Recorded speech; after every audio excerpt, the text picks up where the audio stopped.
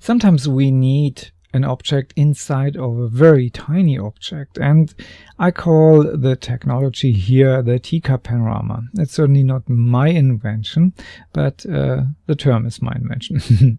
Okay, so we have seen that we can use big gaze balls or chrome spheres, and of course sometimes we need to do this very tiny, and for that we can use these chrome balls. They are roughly 1 inch or a few centimeters only, and they are fantastically for exactly this what we have here in front of us, because when we want to place an object exactly where the chrome sphere is, then this chrome sphere gives us here now exactly what we have here. You can see me here with the camera, and of course it looks practically then one time around, and as we have seen, it has a very wide view.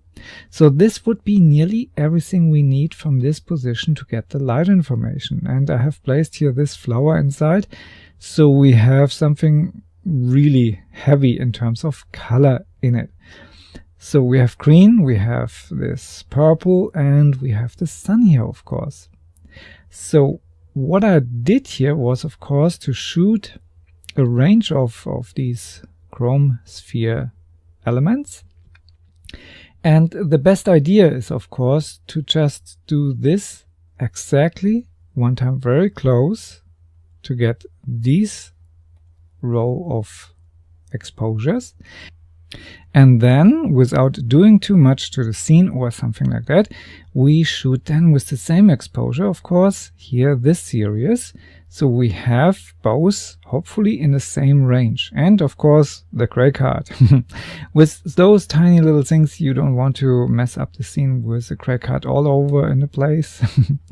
This would be here, of course, possible with one shot, and then you place this in. There is an error in it, of course, when you move things between different shootings, but to take the gray card all the way along the whole series is a lot of work. So I decided here to be a tiny little bit sloppy and to make one image, and I'll show you how I do this then on the end.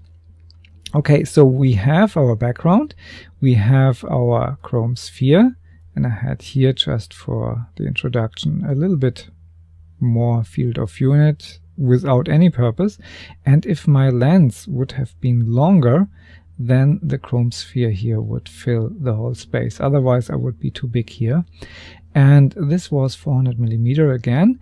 And if you have something like 500mm within a doubler, then 1 meter would help you already, and the scale here would be the same, but the sphere would be double, maybe a little bit more even. Okay, so first of all we need to select, and this time I use here the JPEGs to make this really fast. Again, the RAW format is here the key always. So I have selected here now the 9 exposures. They have all the metadata in it, and I don't use here Photoshop CS6. I go here to Photomatics and then load bracketed photos, and then I can go here back to my bridge and drag them just in, say OK, get my window, and I want to have these aligned. Not certainly, because I have used a tripod, so I can switch this off. That takes only time. And remove ghost. Was there something moving? Nope. And reduce noise is normally a good idea, because noise is always something that takes the dynamic down. I leave that off here for this demonstration here, because I only want to show you the way how it works. So, and then I say pre-process, and that's pretty much all I have to do. I clean up here, and this time my little screen, go here back, and I get then my preview from Photomatics Pro. This is here 4.2, and inside of that preview I can normally then decide if there's a ghosting or something like that, and that helps me in a huge way to maybe improve my results. I wouldn't use deghosting stuff with 2 exposures and maybe not even with 3, because then there is nothing really left in terms of, yeah, values. And normally you go here in and then draw a little circle when you have that deghosting on, and you can say, please replace this here. Anyway, so this image is now ready. We have to save this, and then we can go ahead and work with it. I have to go here, HDR for 3D artist, and let's say this is the test, the name that I normally hate, but then I know exactly what to delete immediately. And with test, I have only in mind that I have done this, of course. And so test means always, this is the first candidate. When I clean up a folder, this goes to the trash. Test is for me really just for the 5 minutes on my desk. So since CS6, we have here an OpenEXR read options. I always would go with the alpha channel. I don't like these transparency stuff because it takes finally information away when it's pre-multiplied, and this is certainly nothing that we like to have. So with that, I go then here with Command R to get here my rulers, and then I drag here my first one to this side, and I go to this side. Then I take another one because I can't see the floor here. This one is now not available. And then I go here to my crop tool, type in 1 by 1, and that gives me here the option to have always the best idea. And so I can crop this whole thing. And I go here as well. And then I have the information from here, because a sphere should be always exactly round, or 1 by 1. So I crop this to save processing time. Say OK, and then I have here just this small little one, and I could go now from here directly into Cinema 4D, and I show you that, of course. So I save this out now as test number 2. The other way around would be to go in the width in double length and go then with a filter called Flaming Pier Flexify 2 into the game, which goes fairly fast as well. But I want to show that in Cinema 4D, of course. And in release 14, we have, of course, our picture viewer. And in the picture viewer, please have a look to these curves here. You can adjust them with the max slider, and that's fantastic for 32-bit per channel. And you can do this in all areas here, red, green, and blue, and for the master here. Perfect to get fantastic results just like that. Okay, what I want to talk here is, of course, how to convert an HDR across or a probe. And you can open this file here, of course, just to get a first impression about this and play with the filter if you like. This is not what I want to show today. This is a probe here, and you can have also these crosses. Have a look to Paul Devevek's website. There you can download both versions. I personally think that the cross version is a little bit waste of image space, because you have a lot of black areas there, but also it's the easiest one from the panoramas to change in Photoshop, for example, and the probe is the easiest to capture finally. That is why I'm talking about this here. And when you want to convert this, you can use this icon here or go directly with one of these. And the probe itself is then just converted by open it. And it gives immediately here the conversion. So this is only to show you what happens before and after. This here is not needed to open. This is what you get. And it's for spherical projection. That means the 2 pole caps are really distorted, because it's a 0 space where the pole caps are. So 1 pixel gets pretty much stretched over the whole area. And then to the middle, it goes to a normal view. And then the same happens here on the lower pole cap. It becomes stretched again. And as we have seen in an earlier episode, we can't see behind the sphere. So if you have then something like this here, it's just a distortion where the algorithm has no idea what to do with the sphere, so you get here these flower-like distortion. If you take pictures from 90 degrees angle, you get two of these pictures a quarter shifted to the left or to the right. You can then mask them and get rid of these, but most of the time it's not really needed. This is the area that you need urgently. Okay, then of course you have to save this and rename it in a new way, so you have both formats there. This can go then of course directly into a material, and you can use it directly to illuminate or for the reflection. And reflection here is of course a little bit critical.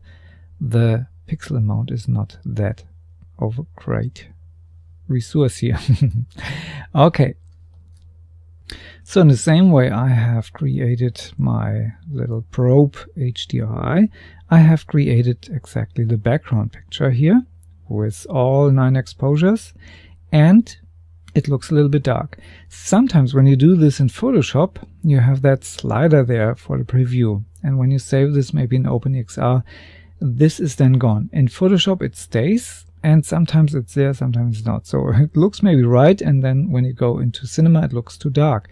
That's only the preview slider inside of Photoshop. It's pretty much like this. It doesn't change a thing in the picture, but it changes everything in terms of screen preview.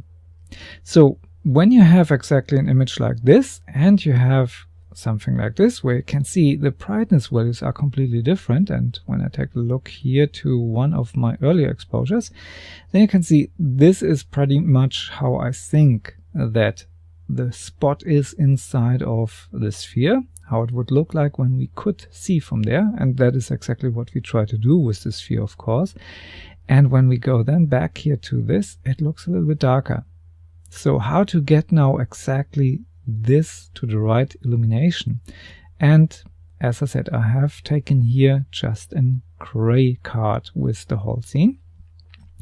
So when I take this and when I copy this part here, I take only half of that and then I paste it in. Then you get here immediately, you have the source in ProPhoto, which is a wide photo space, and the destination here is maybe more by accident in sRGB, but in linear. So I say yes because they need to be in the same color space, and so I have here of course shaken the camera. Happens. So this would be my first step to get not annoyed by different scales here. That's not really needed. It's only my comfort that I try to get here. So the gray card here itself, the simplest way is when this layer is active, you go to adjustments and then to exposure. And then you take here the middle one, which is normally the 50% gray or 18% reflectivity or reflectance. And when you click here one time on it, then this image should be adjusted. Black and white is not at the moment my concern, and so I check here only the values, and we can see here, I would think the average of these three values is 0.18 roughly set. It looks pretty good so far. We have a slight little warm shift here in it, but I don't care here at the moment about color. I care about the values. And so we can see here now this is way too dark. And so I can go here as well and say, okay, adjustments here, exposures. And then I go here to the exposure and dial this up. And my experience here would say that's close, maybe a little bit more. And maybe that's okay. Maybe 3 stops was the problem here. You see, this is reddish, this is greenish. We could average this, but at the moment, again, I'm more interested in the brightness values. And color correction needs to be done, of course, after all, in the later part of the workflow. So I think this image here is now ready to go. I have to save it, and then we go to Cinema back again. I put this here in front of everything else because if you're relatively new to Cinema 4D, I just want to give you that idea what we are doing here. The sky object is normally the standard when you have a panorama for global illumination. The sky object you can find here, it's this object, and it's like an infinite sphere, and you will not see it in any editor view. It's just visible when you have a texture on it, or just a white wall in the perspective view. You won't see it. It's a theoretical thingy. So it's not a physical sky, for example. Then you want to have a material on it, and this material is this tag here. If that is not enabled or established, you drag this here to the sky object. When you get this little plus, you let go of it, and you get here exactly this tag. This tag is then a texture tag. It contains the material here, as you can see in the Attributes Manager in the Tag tab.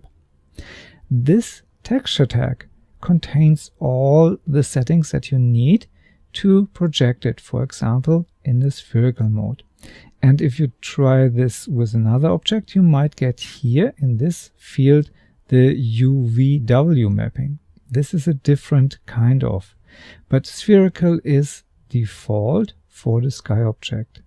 If you use a different panorama, for example, and the panorama would show up then mirror-sided, you can do the following in either of these two.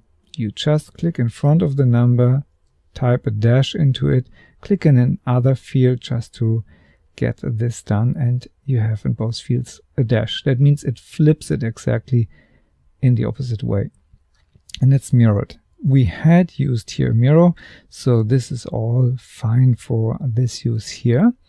And then we have here a tiny little other thing. I don't want to see anything from this sphere because the resolution for a background object would be way below anything useful. And so I have here in my compositing tag, which you find here, tags, Cinema 4D tags, compositing tag. The object needs to be active when you choose this. Then you have here in the Attributes Manager in tags the scene by camera, and you can uncheck this. That means everything in the scene, like reflections, light, and so on, can see the information, but the camera directly can't see it. When it goes through a reflective object, it will be visible, but that's exactly it. So I reduce here exactly the sky object to its main purpose, so to say. And that's all I want to give you here on the run, so to say. And now we continue with the normal HDRI lesson. So in release 14, I want to place this little guy with his chrome sphere into that place where we had the chrome sphere during the shooting. And this is normally a little bit of longer discussion because we need contact shadow, we need maybe interactivity in the light and so on. I have discussed this lengthily in the Integration 101 series. I don't want to repeat these things here again. The idea here was only how can we get the light information to this little guy and its chrome sphere into the scene here. So we have something that interacts already with the photo that I had, because the photo itself wouldn't give the right light here. So I have set up a camera where I think this guy would sit here in the photo completely, and the photo is here in the background. And I have used here this chrome sphere, of course, as we have to deal here with several parameters that needs to be in sync or in balance. So the first idea is, of course, we have here a sky object that contains now exactly this material here. And I go here to luminance, and I go here to this probe that is converted. And I can go here and say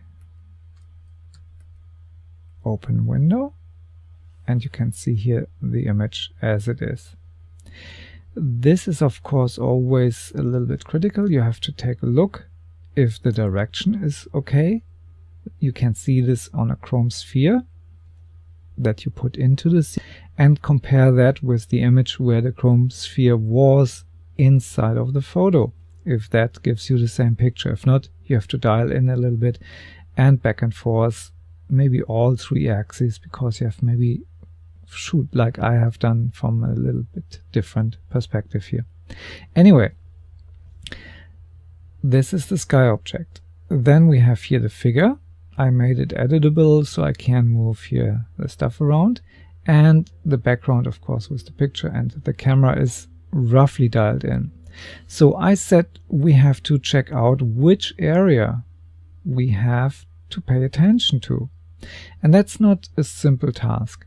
Normally when we have everything done in the right way, that means the HDRI is relatively balanced in brightness values, then the sky itself would create practically the right light. There might be always a little bit adjustment, and so I did this here, and this brings up the point how much light is finally produced for this object. So to just dial up here the strength is maybe an idea, but you have always to keep in mind that it is a relationship between the object's parameter, and that would be here in this case the material of that puppet here, and this has here of course also how much it receives. And so I have here also 140% by pure accident in it. It could be any value.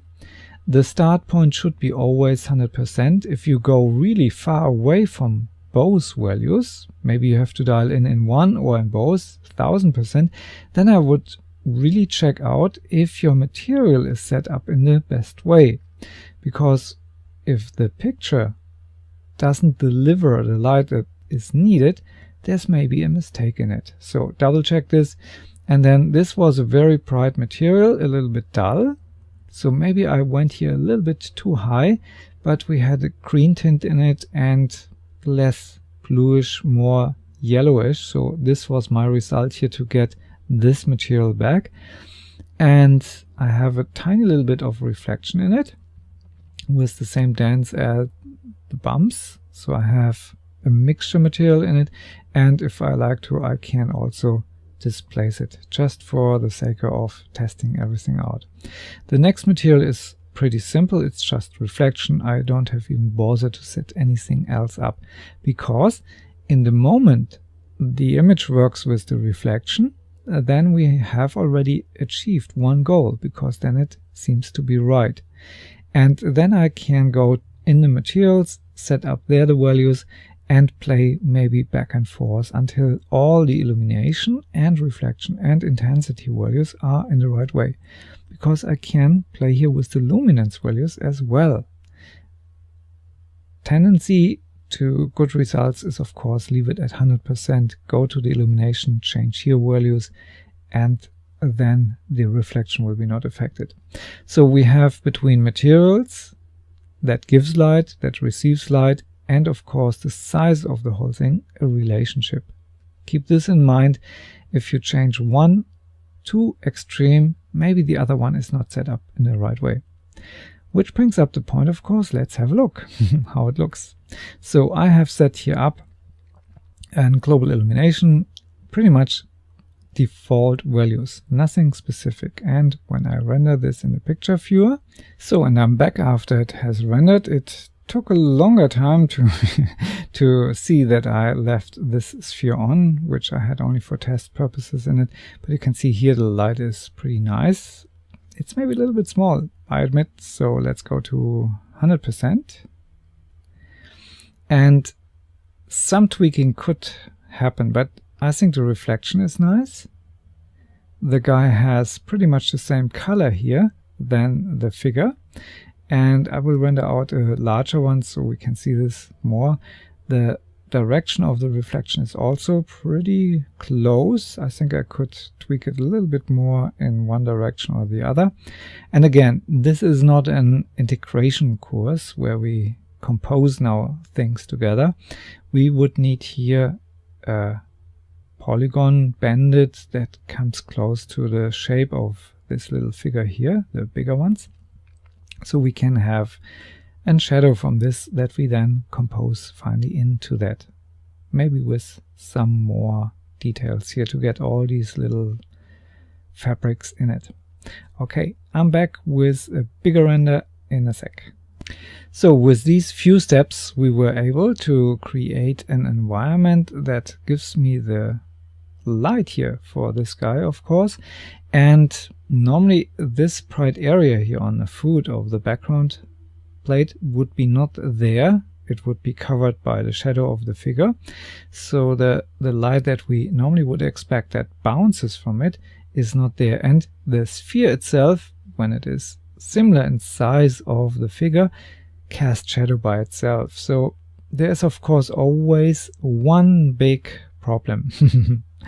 And you keep this please in mind. When you put something shiny into an area like this, then the sun will bounce, of course, into that area something. So have an eye on that. If there is something, maybe you need to adjust a little bit in Photoshop. But I think for these few steps to get exactly the light from this position is fantastic, which illustrates also the limitation of any HDRI that has this environment map. It's only true for one point in space and time. It doesn't move, and it has no potential to give you anything else. We will take a look, of course, to other options on the end of the course, but I think that was not bad so far. Thanks for listening. Have fun with it. Bye bye.